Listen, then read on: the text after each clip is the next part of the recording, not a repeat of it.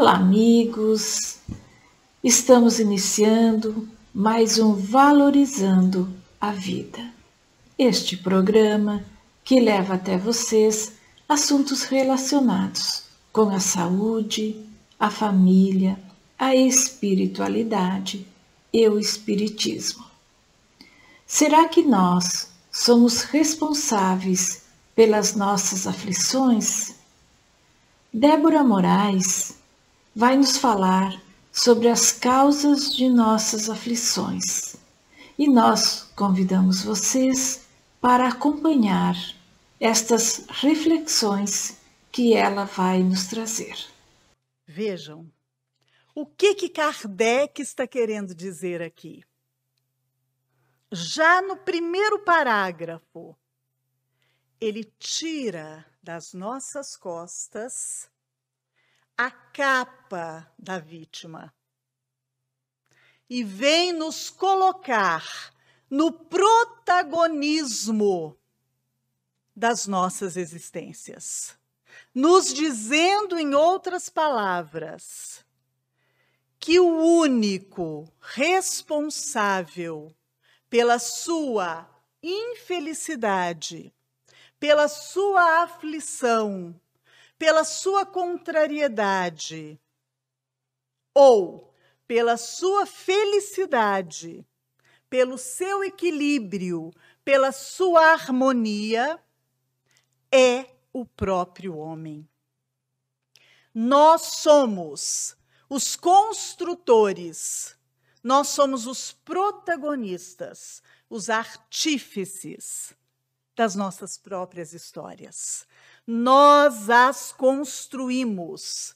E é isso que estamos, no momento atual, aqui, agora, na Terra, na presente existência, fazendo.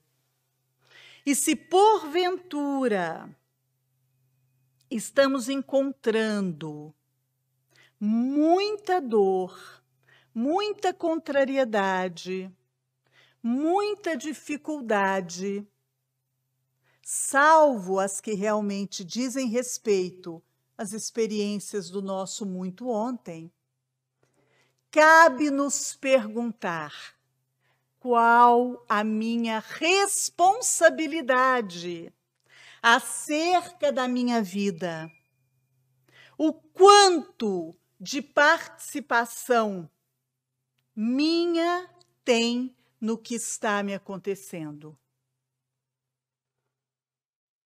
Então, vejam Kardec dizendo, são as nossas condutas, a consequência natural do nosso caráter. Então, as imperfeições morais, aquilo que em nós ainda é sombra, respondem pela maior parte dos nossos sofrimentos. E isso é muito interessante, porque a mudança disso, a mudança desse cenário, também encontra-se nas nossas mãos. E é essa a proposta que a doutrina espírita vem nos trazer, nos oferecendo uma mudança de paradigma. A partir do momento que ela nos oferece o raciocínio, quebrando a ideia de que os nossos sofrimentos têm por razão atitudes de terceiros, num movimento que nos é muito conhecido, a terceirização da dor. Então, a quebra desse paradigma pelos postulados da doutrina espírita, nos dizendo que não, que o protagonista das nossas vidas somos nós mesmos. Ao lado disso, vem nos trazer a ideia, a proposta, o convite da reforma moral. Porque os espíritos superiores irão dizer a Kardec e a todos nós, no início do livro 3º, do Livro dos Espíritos, que trata das leis morais, eles irão dizer que o homem só é infeliz quando se afasta dessas leis.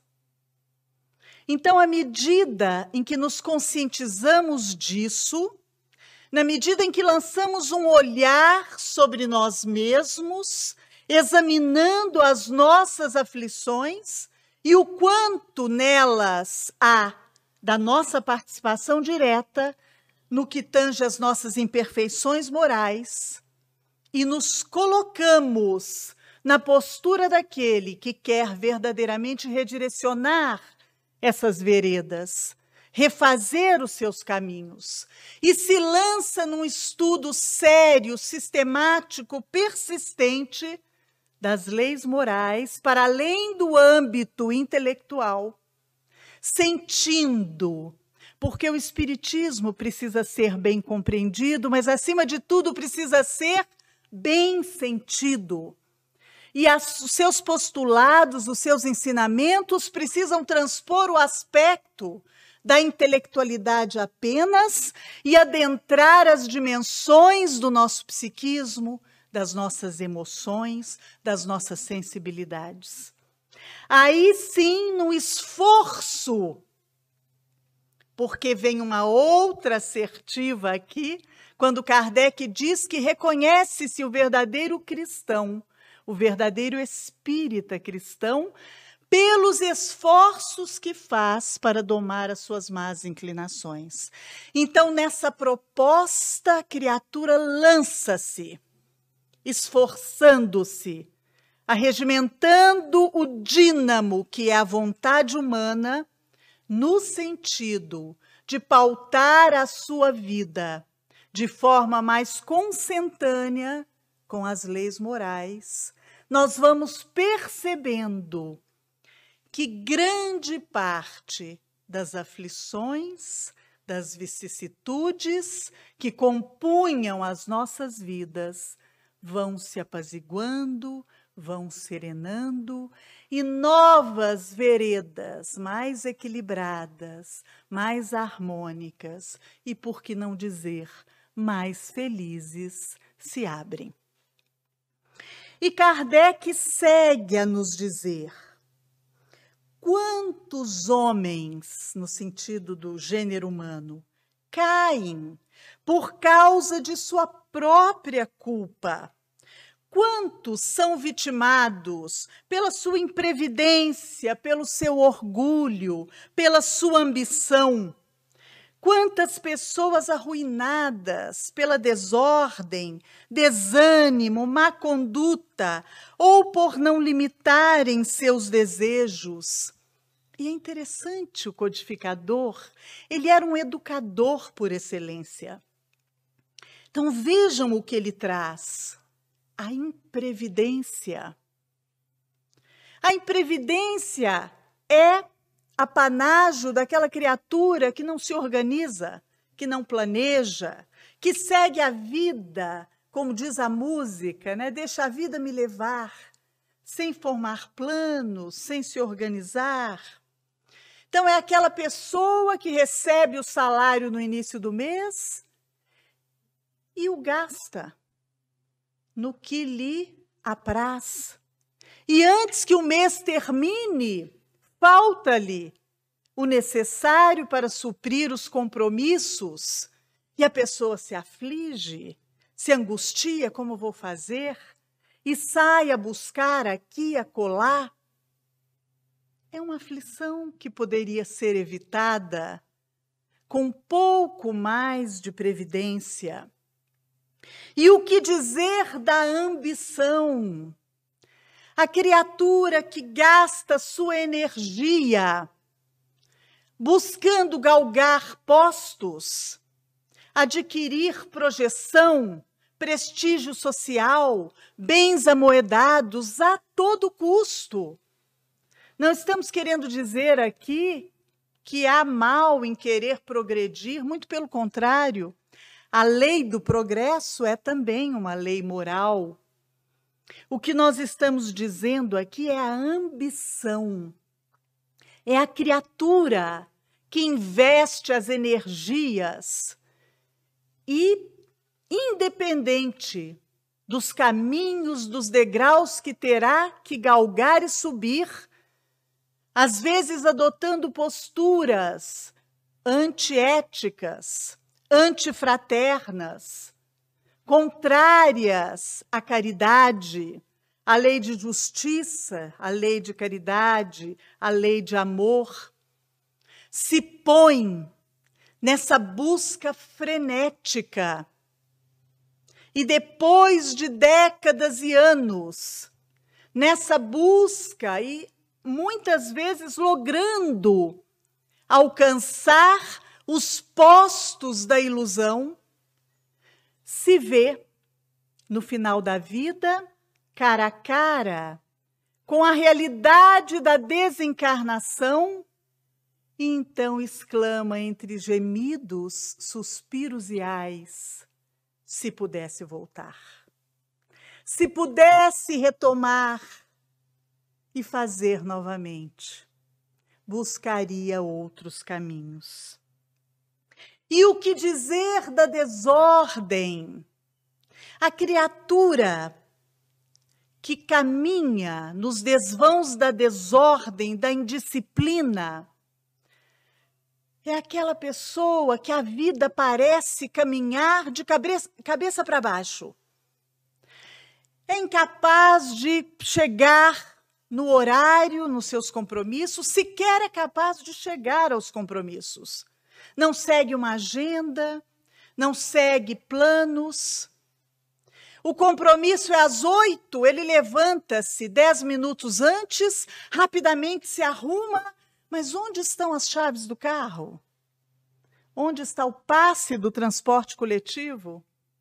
A desordem o impede de ser caridoso consigo mesmo, criar um local. E sai esbaforido, o trânsito não colabora, chega no compromisso irritado, nervoso, aborrecido. Será que é um sofrimento que ele precisava enfrentar? Com um pouco mais de organização e ordem na vida, esses aborrecimentos seriam minimizados. E o que dizer do desânimo? É aquela pessoa desanimada, nada lhe apetece, nada lhe traz desejo de realização. Se não há uma mudança, de repente essa pessoa é tomada por uma insatisfação, uma falta de sentido existencial que pode lhe trazer muito sofrimento, consequências às vezes desastrosas.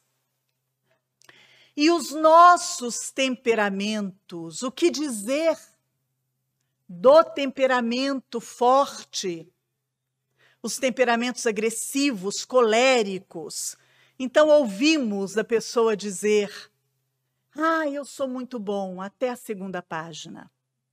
Não brinque comigo, porque eu dou um boi para não entrar numa briga, mas dou uma boiada para não sair dela.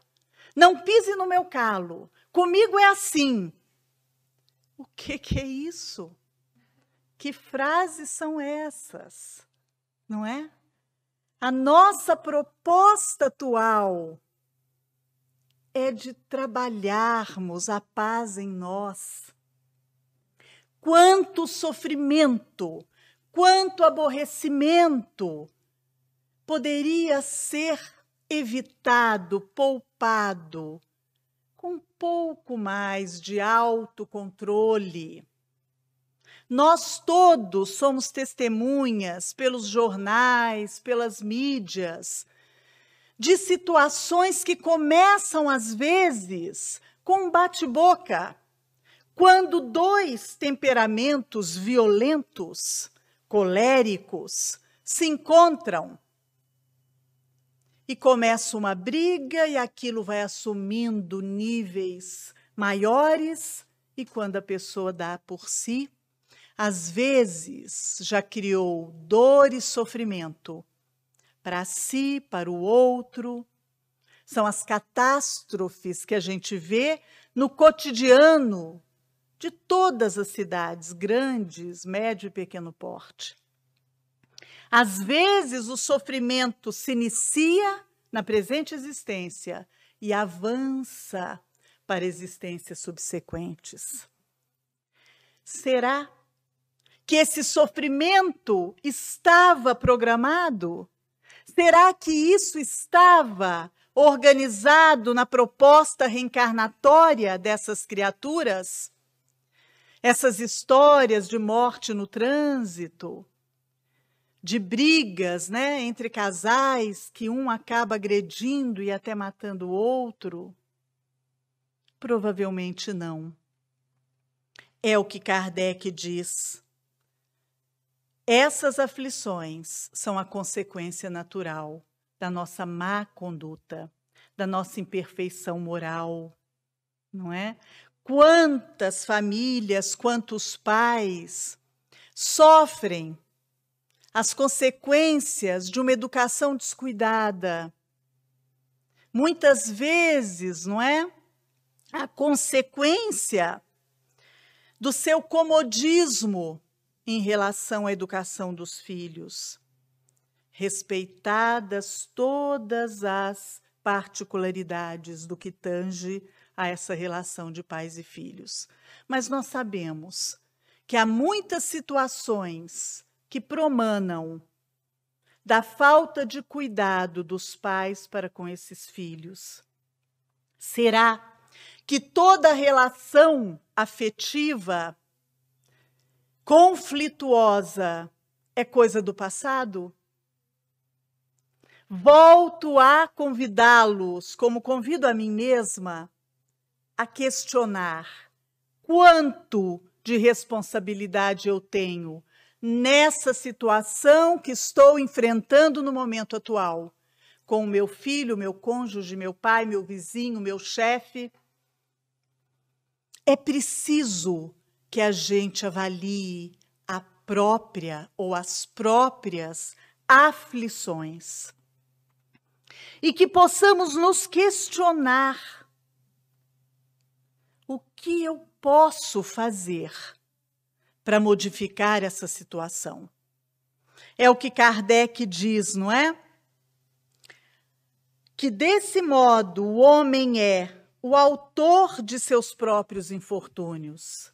Mas ao invés de avaliarmos isso, nós achamos mais conveniente, é mais cômodo, é menos humilhante, no dizer aqui do codificador, acusar a sorte, a providência, o azar, a má estrela, quando, na verdade, a má estrela somos nós mesmos, a nossa negligência, não é? O nosso não cuidado. Então, meus amigos, já no finalzinho aqui da nossa fala, a proposta da doutrina espírita é de vanguarda. Ela nos convida a olharmos para nós com coragem, porque nós só verdadeiramente poderemos modificar um determinado comportamento, uma determinada imperfeição moral, um determinado vício moral, se formos corajosos o suficiente para olharmos para nós. É o que o Jung diz: lançar luz sobre a própria sombra é o primeiro caminho para resolvê-la. Então vem o codificador, amparado pelos espíritos superiores que conduziram a codificação sob a égide do próprio Cristo, nos dizer: olhem para vocês, busquem as causas de grande parte dos sofrimentos atuais em vocês mesmos. Kardec vai dizer no livro Céu e Inferno que para cada imperfeição moral há um sofrimento. Ele é tão cartesiano, é tão cirúrgico nesse parágrafo de O Céu e o Inferno, que ele diz assim: aquele, portanto, que traz 10 imperfeições morais, terá 10 sofrimentos, 10 aflições, e sofrerá mais do que o que tem apenas 5. Então, nós estamos aqui agora, encarnados. Voltar aos palcos da carne não é um processo fácil. Nós sabemos que não. Emmanuel irá nos dizer que estagiam na Terra em torno de 20 a 25 bilhões de criaturas humanas.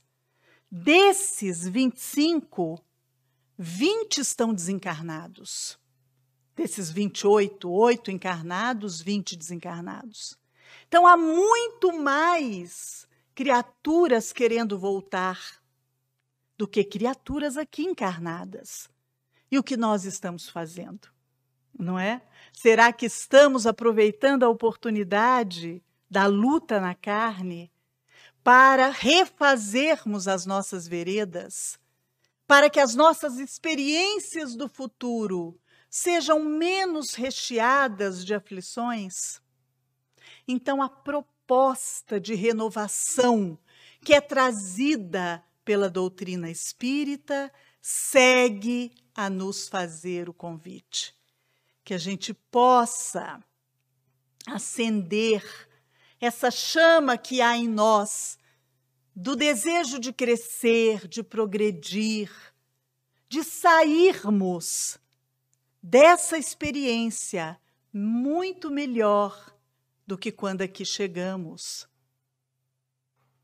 É isso que o texto de hoje nos traz. E é isso que eu queria trazer, para que todos nós pudéssemos refletir. E aí, encerrando, eu trago a fala do Cristo. Bem-aventurados os aflitos. Quem são os aflitos bem-aventurados? Será que todos os aflitos são esses bem-aventurados do Cristo? Porque uma coisa é certa, todos nós que habitamos o planeta somos aflitos. É um planeta de provas e expiações. Então, todos nós temos contato com a dor, com a aflição. Mas quem são os bem-aventurados citados por Jesus? São aqueles que já apresentam o despertar, porque a dor, ao contrário do que muitos pensam, não é uma punição de Deus. Não. Deus não tem interesse nenhum em nos punir. Ele criou suas leis imutáveis e perfeitas, que nos trazem de volta para o reto caminhar. São aqueles que entendem a dor e o sofrimento como esse despertador. A dor, meus amigos, está a serviço da vida. Precisava ser assim? Não. Podíamos escolher outras maneiras, outros mecanismos. Mas quando ela vem, quando ela nos é necessária, que possamos ver nela algo, um elemento a serviço da misericórdia, da justiça e da bondade de Deus. E que possamos seguir com desejo firme, sincero, de redirecionarmos as nossas trajetórias. Fiquem todos bem, que o Mestre Jesus, o nosso guia, o nosso modelo, aquele que Deus nos ofereceu, segue nos oferecendo como modelo de boa conduta, nos inspire a caminharmos melhor. Um grande abraço a todos e rogando a espiritualidade que nos ampare, que siga conosco. Depois destas reflexões, é como diz Chico Xavier: enquanto não trouxer Jesus no coração, o homem não saberá o que fazer de si mesmo. Até a próxima.